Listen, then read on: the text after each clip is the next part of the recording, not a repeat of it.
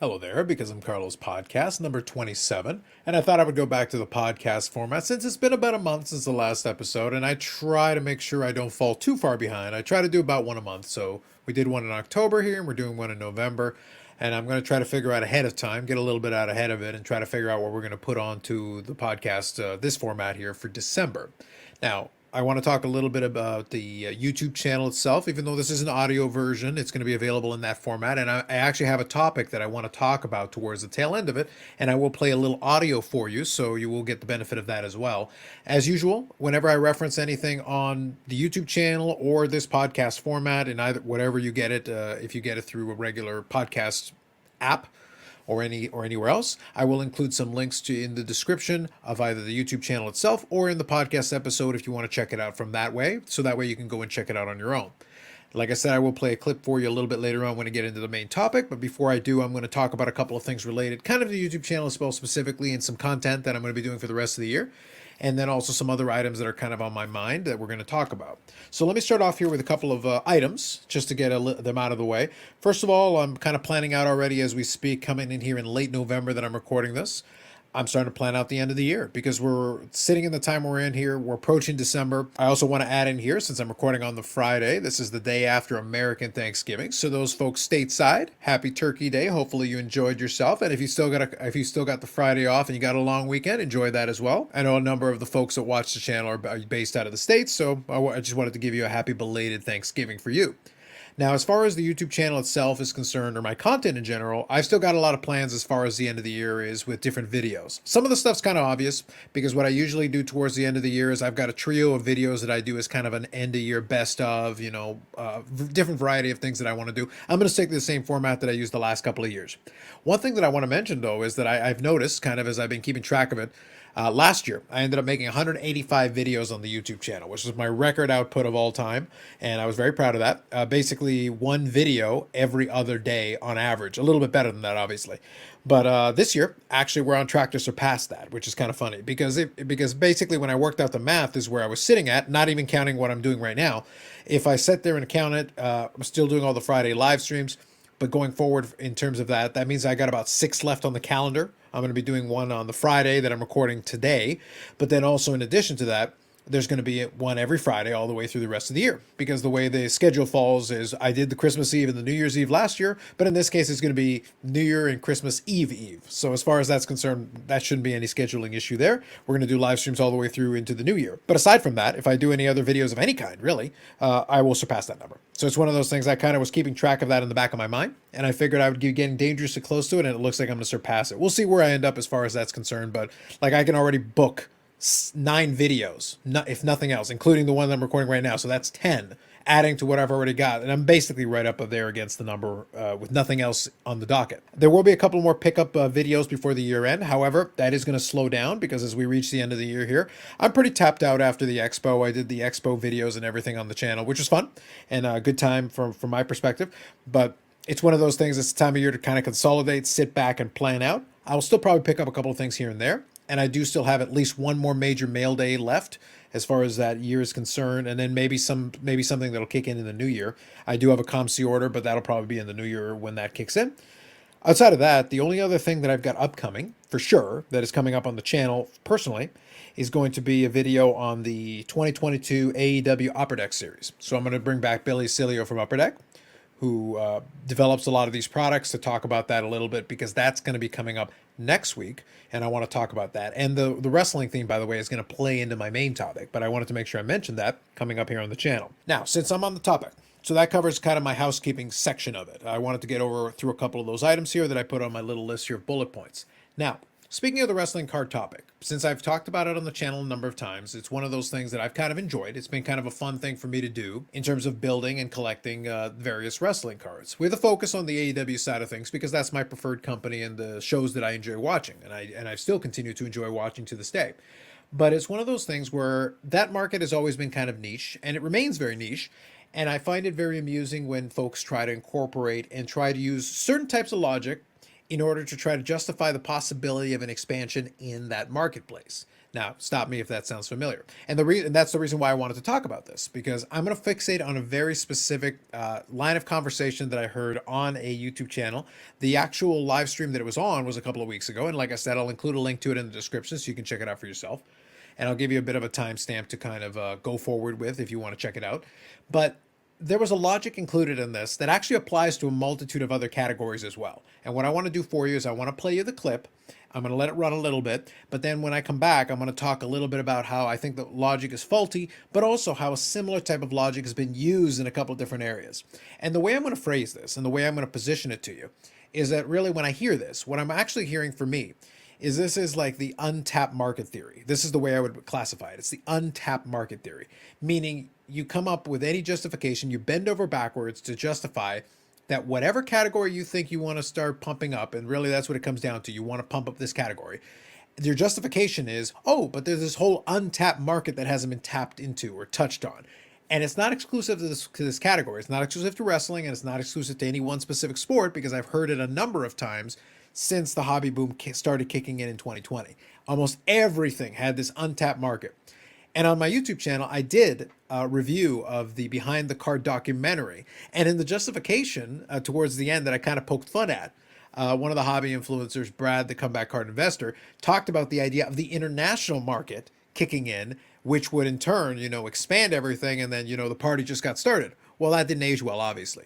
But this is a variant of the same justification. The idea that there's this mysterious untapped market that, well, if we can get a percentage of those folks to come in, then it will bolster this and increase it. And oh man, look at all this stuff that's going to happen. And it's extrapolating it. And it's basically a guessing game. But at the same time, it's using the same justification over and over and over again in all these different categories and markets. And you can phrase it differently, put different window dressing on it, but it's still missing a critical element.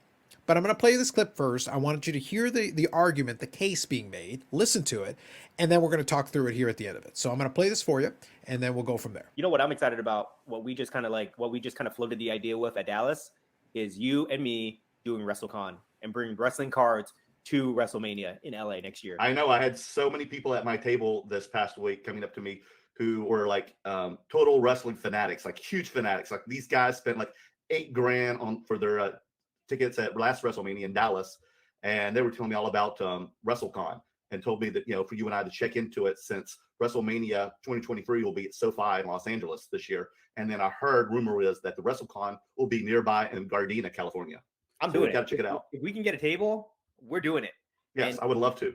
It will be perfect timing because I am building my wrestling inventory, and I've got good amount of grails so far. So I think that if we debut that at WrestleCon and expose wrestling cards to all these wrestling fanatics and collectors, that I think we can make a splash. Agree. Well, that's what these guys said too. And they weren't the only ones either this week who were big into wrestling and telling me that I should do that because they said there's not much competition with the wrestling card market at these WrestleCons. Now, you know what would be interesting? So we can't just like go in there with like $5,000, $10,000 wrestling cards, right? They're not going to, a wrestling collector that is used to buying action figures and t-shirts and stuff like that, they're not going to be able to see the value on those type of cards. So we'll have to be very strategic about it. But we could go in there with like $50, $100, $200 cards of all their favorite wrestlers. And maybe that will kind of like be the gateway into them collecting if they can buy something like reasonably priced, or if we have like any like low end wax that we could bring and show them the joy of ripping boxes and things like that. I think that would be very interesting. Well, it'd be great because, we are local. So it's not like we have to put on a plane like we do for other card shows like Dallas. We can just drive all that stuff there. So it'd be great to have memorabilia, cards, boxes, cards that are graded, raw, just, a lot of different, diverse product. Raw cards. We'll have to bring a lot of raw cards for them to kind of thumb through and see, kind of get a card for like $5 or something like that, kind of start them off. And maybe some people will have experience with collecting cards, but maybe they won't know what graded cards are. You know what I mean? Yeah, I can see that. So we'll have to educate them on graded cards and why they should pay a premium for something that's graded, right? But I'm excited about that, just to be able to like be surrounded by people who appreciate wrestling. So we definitely have to make that our mission. We have to reach out to those organizers, those show promoters. Is their name. And then we find out also who is going to be there for the autographs and make sure we get those cards as well.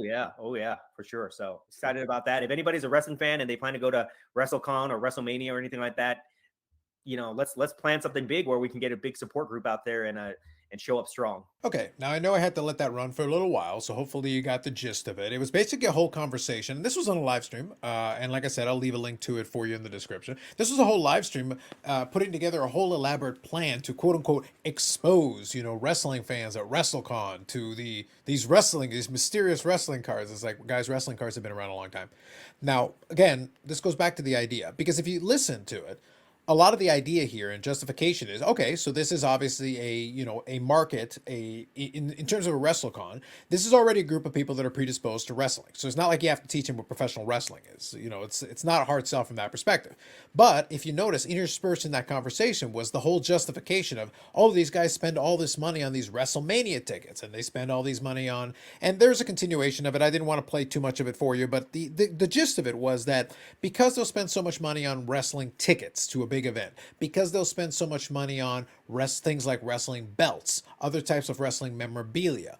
Therefore, obviously, if exposed and shown the opportunities to buy and invest in these wonderful wrestling cards, therefore they would realize, oh, well, obviously we should be paying a lot of money for these. And this is the Great Curator. This is the YouTube channel in question that this clip is from. And if you're familiar with a lot of his work, is that he did basically a similar kind of thing with a lot of the Star Wars cards, and specifically Star Wars Superfractors and a lot of that thing. And part of the reason why I'm discussing it now is not because I particularly care. At the end of the day, for me, my counter, and there are some YouTube channels that literally obsess over every word he said. They cyberstalk him a little bit. It's kind of entertaining, but that's their prerogative, and it's perfectly fine if they want to do that. But the reality of it is, the reason why most of the time I don't care is because realistically, it's so transparent and overt. And in this case, it's kind of transparent and overt yet again, is that to me, it's like, look, if you guys fall for that kind of thing, then you deserve what you get. Because again, it's the whole discussion here was laid out. And during the Star Wars one, it was a situation where they had this card. One of the guys had bought the card from somebody else and then sold it to the other one, and then in turn they sold it to DAP Sports, if you're familiar with him on YouTube, who in turn basically created a bunch of content around it. So it was kind of this overtly obvious thing where they literally had like a podcast episode where the three previous owner of the card were all discussing the wonderful potential value of said card. In that situation, it's like, guys, you basically got a neon sign above you that says, hey, if you're listening to this and like falling for it, you're a sucker. Like, I can't help you at that point.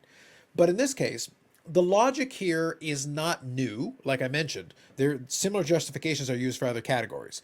And I've heard it over and over again. I heard it for that international market, specifically talking about basketball cards or soccer cards or Formula One cards as various examples. In addition to it, conceptually, same idea. I listen to it when there are folks talking about football cards, and they say like, well, 100 million people watch the Super Bowl. I'm just throwing numbers out there, but conceptually you understand what I'm saying. Millions of people watch the Super Bowl, millions and millions. And then in addition to that, you think, oh, Monday Night Football gets this rating and it gets that rating. Well, if you go back in time to the 80s and 70s, some of the biggest Monday Night Football audiences, also in terms of percentage of people televisions watching, were in that era. And what a lot of people are watching football for, I'm just going to start with football here, and I'll move back to wrestling in a second. But what a lot of people watch football for is because they're fans of the team, or because they like fantasy football, or because they like gambling. There's a variety of different reasons. It's not one reason why they're watching. Yes, they might appreciate football. That can certainly be part of it. But it's not the only reason they'd be watching this. There's a multitude of different reasons. And the idea that this magical audience that is suddenly going to be convertible into sports cards is a leap at best. And it's always been the missing link of this justification. They'll leap from, oh, they like this thing, therefore, if we can get even a percentage of them to like this other thing, it'll expand that market. And because the market is already very niche, it is true that it wouldn't take a lot to expand that market. So maybe this wonderful master plan from the Great Curator, maybe it ends up working out. Maybe they go to WrestleCon, expose a bunch of people to these sports cards for the first time, and somehow they manage to avoid the last 30, 40 years of wrestling cards that have existed. If somehow they completely missed that, because again, in the 80s, Topps had wrestling cards. They had WWF cards back then. So it's not like they've never released cards before. And they've released cards with different products. And WWF back in the day branded themselves like crazy during the Attitude Era. Wrestling still has a popularity to it. It still has this audience of millions of people every week, particularly for WWE still. But like that audience has eroded a lot from its absolute heyday in the Attitude Era.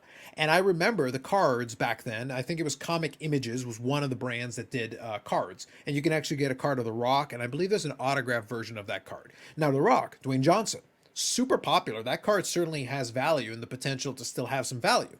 But I want you to think about that and understand that during that era, this was the Attitude Era. This was like the height of popularity for the genre. Even then, the cards were an afterthought. And the idea always was like, oh, but these guys, spend money on these action figures. They spend money on these replica belts. They spend money on, all this other paraphernalia, autographs, and all these things related to the genre of professional wrestling. What if we could get them to collect the cards? And my retort is like, maybe, it's certainly a possibility. But I'm going to remind you that a lot of them have had multiple opportunities to buy these cards already. So the idea that you can suddenly magically convert them at this point, when they've ignored it this entire rest of the time, is a bit of a stretch. Not impossible, but it's one of those things where the attempt, though, is very transparent. It's one of those things where, as a collector, as someone who collects wrestling cards, I'm not saying no from the perspective of like, oh my God, I'm protecting this precious hobby. And I'm not pretending like I've been collecting wrestling cards for 30 years. I have not. I've been collecting cards for more than 30 years. But wrestling cards, even I, as a fan, didn't necessarily get into them. But when I got into them, I was still able to buy a lot of stuff cheap. And honestly, I still can, but obviously some stuff has inflated in price, which is fine. And I can live with that, and I'm okay with it. I'm not one of those people that are militant about, oh my God, it can never go up in price. But I like the idea of it going up in price organically. I like the idea of it going up in price because people have an appreciation for it. AEW is the smaller of the two companies. I enjoy what they do. I enjoy their characters. So I'm going to collect some of them and I'm going to get my enjoyment out of that. There's nothing wrong with people appreciating it and potentially that audience growing and potentially that audience, slowly increasing those prices over time. But something like this, where you're going to WrestleCon with the idea of like, oh man, I'm going to bring all this crazy inventory and we're going to do all this stuff. And we're going to educate them on graded cards. And I'm like, wonderful, fantastic. That's exactly what we need is more of that nonsense. At the end of the day, it's a free country, so to speak, and they can do whatever they want. And, it's entrepreneurial spirit. It's capitalism. So fair enough. But the truth is the argument itself doesn't hold water here the same way as it doesn't hold water anywhere else. The analogy that I used when the folks used it for the basketball example was something like Luka Doncic. Oh, Luka Doncic has all these fans internationally. What if why wouldn't they want a Luka Doncic Prism rookie? And my response was, at that time, a Luka Doncic Prism rookie is a lot of money. You could be a Luka Doncic fan and probably be satisfied with a Dallas Mavericks hat, a Luka Doncic jersey, a variety of other memorabilia that you could use to commemorate, your fandom of this. Or you could just be content watching the games. Why on earth do you necessarily need a piece of cardboard? Answer, you don't necessarily need a piece of cardboard. If you like it, you like it. But just because you're a fan doesn't automatically convert you into a collector. And they always try to use that percentage argument, but it doesn't work that way. There is a lot of friction getting into sports cards if you're not interested in sports cards. Even somebody, like I said, in the wrestling example here, even somebody like me, who has been a wrestling fan for a very long time, I didn't necessarily need to get into cards. I was familiar with the cards. I remember those Comic Images cards, the WWF cards from back then in the Attitude Era. I actually bought packs of that stuff, but it didn't necessarily convert me into it. And I was already a card collector to begin with. So when there's not necessarily an immediacy, it's not necessarily like, okay, you're a fan of A and you're a fan of collecting, therefore you collect A, not necessarily. And like I said, I'd be more predisposed to it back then than anybody else. I should probably have full sets of it. I don't. But I was familiar with it. I was exposed to it. I made a decision to collect other things and other priorities because as a card collector, I only have so much money to go around. I can only stretch my dollar in so many different directions. And back then, by the way, those cards were cheap. So it's one of those things where it wasn't necessarily that they were so expensive. No, actually they were quite available and they were not that expensive.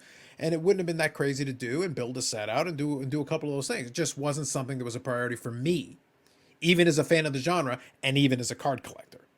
Today, I get my enjoyment from it as kind of an alternative to my main collections. It's kind of a fun little diversion. It's another fun category that I can get into and sink my teeth into. I've been enjoying that. But it's something like stuff like this that is kind of like sad because at the end of the day, it's so blatant and so transparent. It's really what it comes down to. That's the angle that I'm taking on this. It is so blatant. It is so transparent. And the argument just sucks.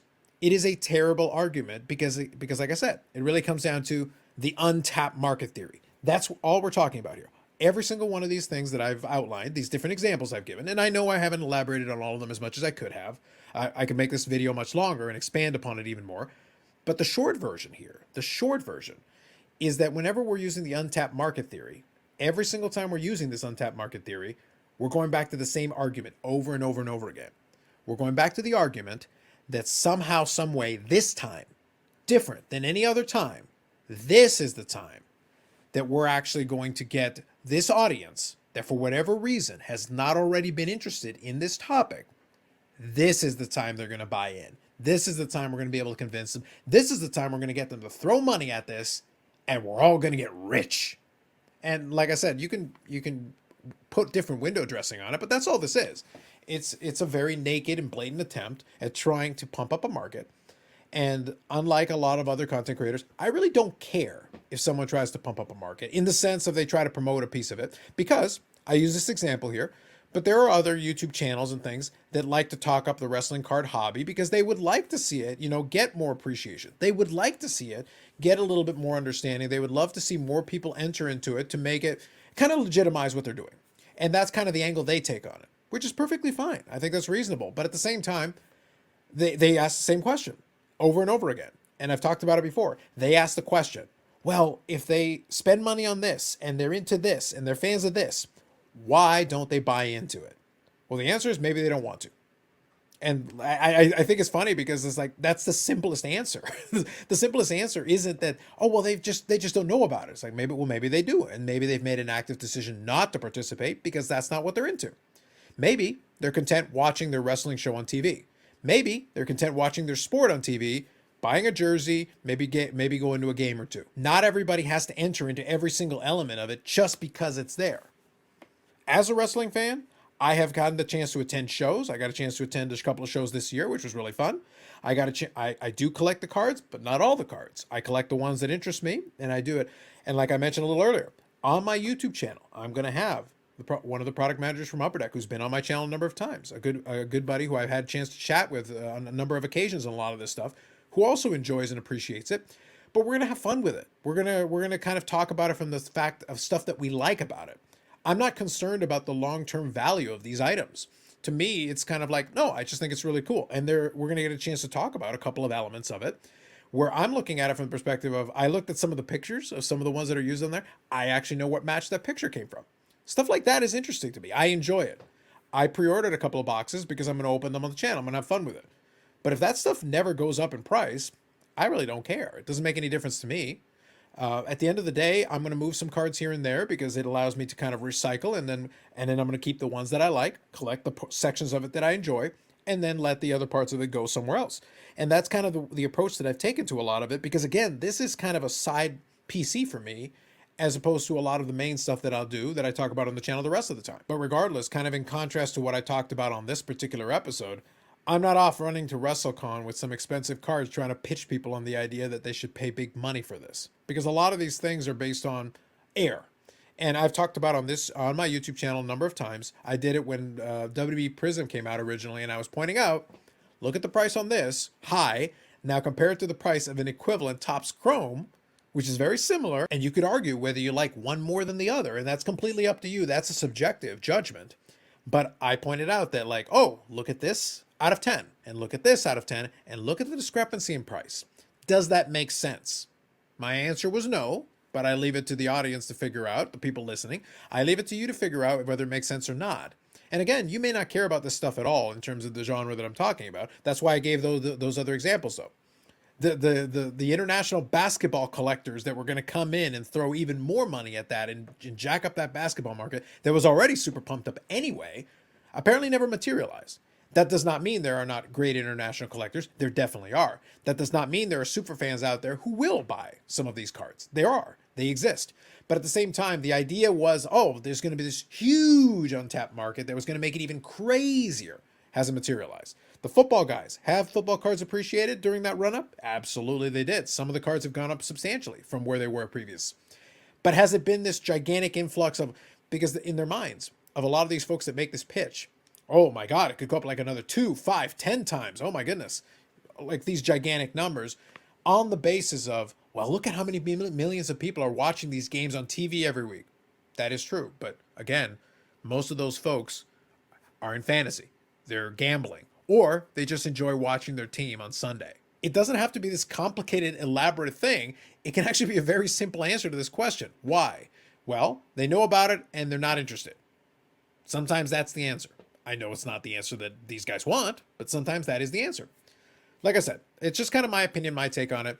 I just decided to take this clip here that I pulled out of it, and I wanted to talk through it a little bit because I just thought it was such a blatant and transparent thing that it's almost embarrassing that they would actually go and talk through this out loud and let other people listen in on it. It was just weird. It's like it wouldn't have shocked me if they had done it, but at the same time, it's like just to talk through it. It's like, okay, I guess this is the approach you're going to take. Fair enough.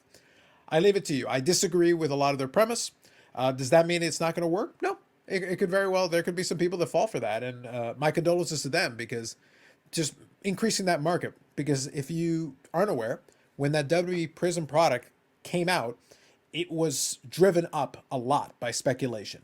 Those boxes went up crazy and went into four figures, and they've come down quite a bit since then. They're back down, probably to around where they should have been in the first place, because eventually that speculation money ran out, and all of a sudden the prices came back down to earth. Does that mean, though, that there aren't some cards of some value in there? Nope, there certainly are. Because these things will find their market. They don't need, quote unquote, help. And they don't need a reliance on this this nebulous untapped market that you're hoping is going to somehow come out of nowhere. And maybe it will, but it's one of those things where the hope is a lot stronger than the facts will back it up. And that's just kind of my opinion on it. Anyway, so that's enough out of me in this one.